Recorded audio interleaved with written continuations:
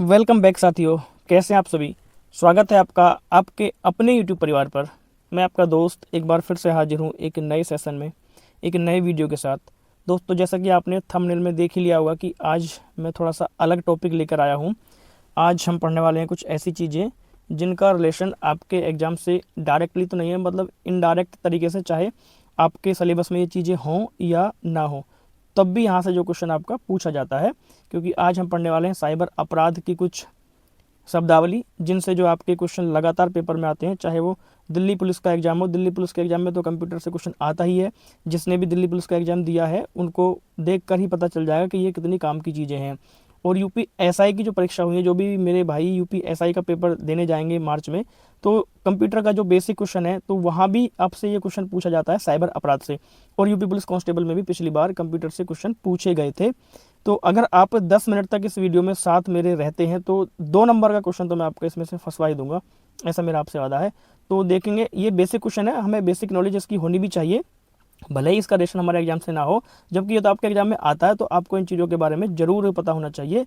अगर आपको इस पर एक लॉन्ग वीडियो, डिटेल में वीडियो चाहिए, तो आप मुझे कमेंट करके बता सकते हैं, फिर मैं इस पर एक डिटेल वीडियो लेकर आऊँगा साइबर अपराध पे। तो अभी तो मैं केवल आपको शब्दावली करवा रहा हूँ कि जहाँ से आपके क्वेश्चन पूछे जाते हैं।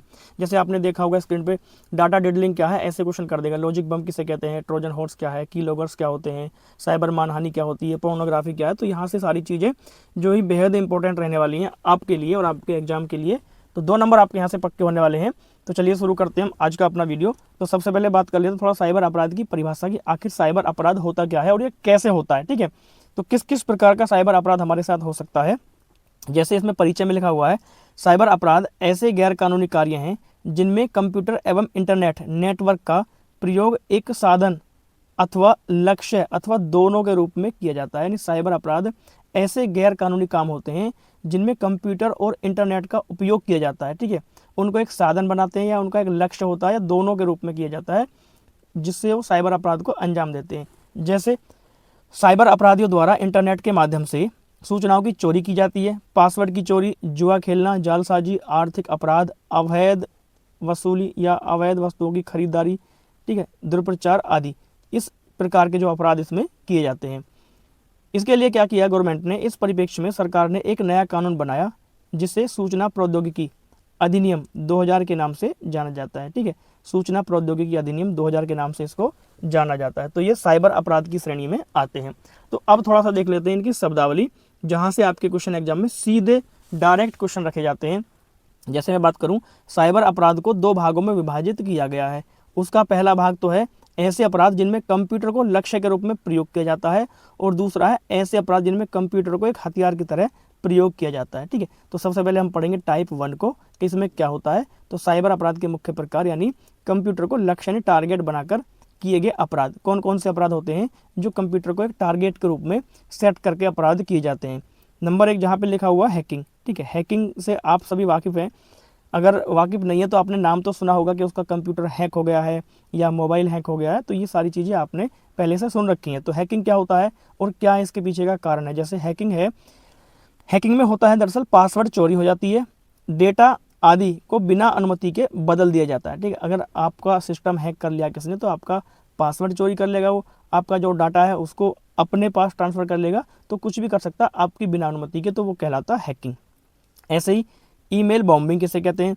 ईमेल बॉम्बिंग का मतलब है एक व्यक्ति को हजारों ईमेल भेजकर उसका ईमेल ठप कर देना, क्या कहलाता है, ईमेल बॉम्बिंग कहलाती है। एकदम से जो किसी आदमी को जो है हजारों, 2000, 3000 की संख्या में ईमेल भेज दिए, तो उसका जो ईमेल है वो बंद हो जाता है, उसका जो ईमेल है काम करना ही बंद कर देता है, तो उसको बोलते हैं ईमेल बॉम्बिंग।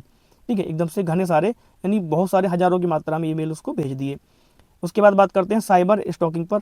साइबर स्टॉकिंग क्या है, इंटरनेट पर बार बार पीछा करना, मैसेज भेजना। ठीक है, तो ये साइबर स्टॉकिंग होती है। यानी इंटरनेट पर बार बार पीछा करने का मतलब क्या होता है कि हम किसी को बार बार मैसेज कर रहे हैं, ठीक है, उसको एमएमएस भेज रहे हैं या उसको फोटो वीडियो आदि भेज रहे हैं उसकी मर्जी के विरुद्ध। ठीक है, तो उसको बोलते हैं साइबर स्टॉकिंग। तो इंटरनेट पर बार बार पीछा करना, किसी को मैसेज, वीडियो या इमेज वगैरह भेजना, तो साइबर स्टॉकिंग की कैटेगरी में ये आता है। आगे बात करते हैं डाटा डिडलिंग की। डाटा डिडलिंग होता क्या है, तो इसमें भी डाटा को प्रोसेस से पहले बदल देते हैं, डाटा प्रोसेस होने से पहले इसको डाटा को चेंज कर देते हैं, तो वो कहलाता है डाटा डिडलिंग। ऐसे एक होता है लॉजिक बम। लॉजिक बम क्या है, विशेष तारीख या स्थिति आने पर सक्रिय होने वाला प्रोग्राम है। यानी इसमें क्या होता है, एक स्पेसिफिक डेट और एक टाइम इसमें सेट कर दिया जाता है कि उस डेट को इतने बजे ये जो है प्रोग्राम अपने आप एक्टिव हो जाता है, तो उसको बोलते हैं लॉजिक बम। ठीक है, तो ये एक तरह से टाइम बॉम्ब की तरह काम करता है। तो एक तारीख और समय के अनुसार जो है अपने आप ये सक्रिय, एक्टिवेट और डीएक्टिवेट होता है। तो ये कहलाता है लॉजिक बम। ये भी हमारे जो सिस्टम को हैक करने के लिए एक खतरनाक प्रकार का वायरस इसको मान सकते हैं। तो ये लॉजिक बम के नाम से जाना जाता है। एक होता है ट्रोजन हॉर्स। ट्रोजन हॉर्स क्या है? ऐसा सॉफ्टवेयर जो दिखता तो सही है पर अंदर से खतरनाक होता है। ठीक है, ट्रोजन हॉर्स कहलाता है वो। एक होता है कीलॉगर्स। कीलॉगर्स क्या है? टाइप की गई चीज़ें रिकॉर्ड करने वाला प्रोग्राम है। अगर मान लीजिए कीलॉगर्स, अगर आपके साथ हैकिंग हुई है, आपका सिस्टम हैक हो गया है, तो वो एक वायरस डाल देता है जिसको बोलते हैं कीलॉगर्स आपके सिस्टम में। तो आप जो भी चीज़ें टाइप करते हैं तो वो सारी चीज़ें रिकॉर्ड हो जाती हैं कि आपने इसमें पूरे दिन अपने सिस्टम में क्या टाइप किया, क्या आपने देखा, क्या सर्च किया। तो सारी इन्फॉर्मेशन उस हैकर के पास आपकी पहुंचती रहती है। तो ये कहलाता है कीलॉगर्स। वो ये कीलॉगर्स के थ्रू ये चीज़ें होती हैं। आगे बात कर लेते हैं हम साइबर मानहानि की। साइबर मानहानि क्या है? तो ये है भाई इंटरनेट के माध्यम से किसी प्रतिष्ठित या किसी की प्रतिष्ठा को नुकसान पहुंचाना।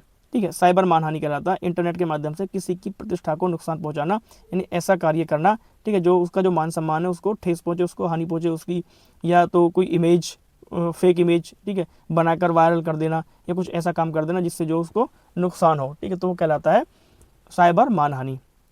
उसके बाद बात करते हैं पोर्नोग्राफी की।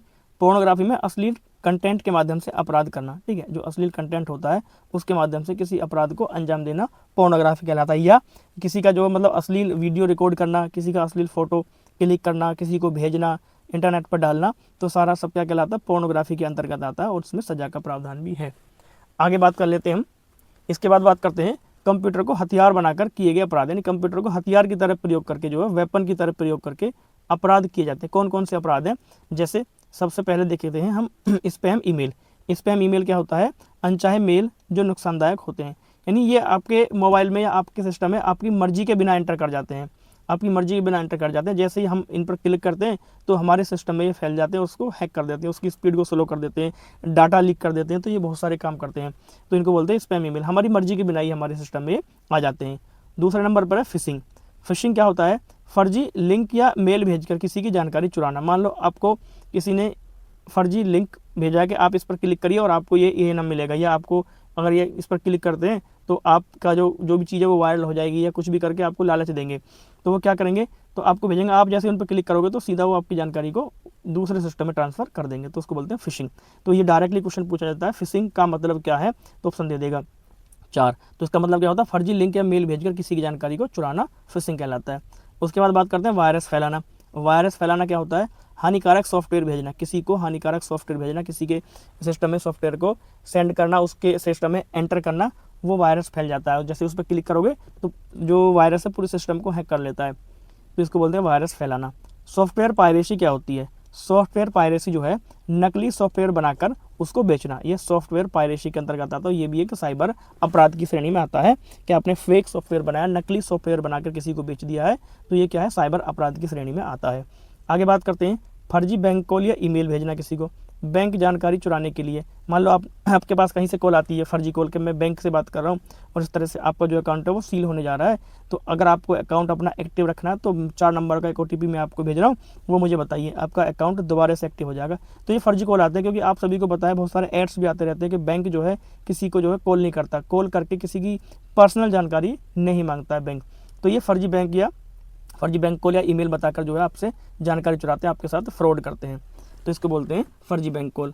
आगे बात करते हैं सोशल मीडिया पर अफवाह फैलाना। सोशल मीडिया पर अफवाह फैलाना, झूठी अफवाह फैलाना, ये भी एक साइबर क्राइम है। जैसे कि दंगे या नफरत फैलाने का काम करते हैं। दंगे फैला दिया, नफरत का कोई ऐसा भाषण, ऐसा वीडियो उस पर वायरल कर दिया जिससे जो है क्या हो, 2 समुदायों में, 2 धर्मों में आपसी नफरत या दंगे जैसा माहौल बन जाए। तो ये भी साइबर अपराध की श्रेणी में आता है। उसके बाद बात करते हैं साइबर बुलिंग। साइबर बुलिंग क्या है? साइबर बुलिंग के माध्यम से धमकी दी जाती है, किसी के साथ बदतमीजी करना, मजाक उड़ाना आदि साइबर बुलिंग कहलाता है। तो मजाक उड़ाना, ये क्वेश्चन पूछा गया, मजाक उड़ाना किसके अंतर्गत आता है? तो ये साइबर बुलिंग के अंतर्गत आता है। ठीक है, बहुत ज़्यादा इंपॉर्टेंट है साइबर बुलिंग।